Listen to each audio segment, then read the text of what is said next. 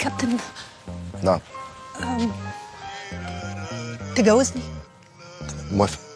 ماشي، سلام يا استاذ عزمي. عزت محمد عزت. عزت محمد. طب استني بس اوصلك. غلط ده ولا صح يا اسطى؟ لا انا ما يتقاليش يا اسطى، انا خريج كليه علوم تخصص بايو فيزيكس.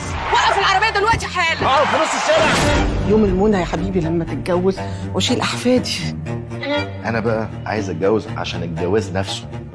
انت ايه اللي دخلك عليا البيت؟ جعان.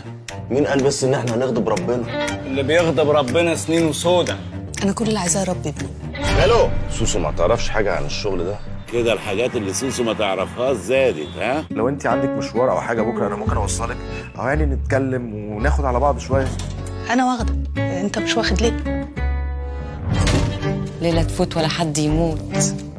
ايه رايك بقى تكتب ورقه وتحطها في طعميايه؟ انت بعت لامي فرصه طعميه. انا شغال مع اسهل عشان اقرب له. هو مش انت برضو بتخاف منه؟ اوعى تكون يا محمد غلطت معاها. وانا لو كنت بغلط كان ده بقى حل. هو انت ليه طلبتي ان احنا نتجوز؟ هي الناس تتجوز ليه؟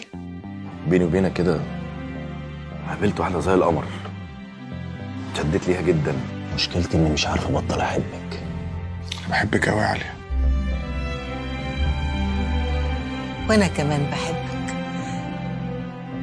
انا بس كنت بحاول انقذك لانك كنت هتروح فيها. وبس صعبان عليا، حاسه اني اكسر قلبي. ارجوكي اتفضلي اتفضلي. روحي واخلصي، ولو الليله دي ما خلصتش في ظرف اسبوع يبقى ما تلوميش غير نفسك. انا عايز الواد ده. اسعد ما تعودش يسيب حاجه كانت بتاعته في يوم من الايام.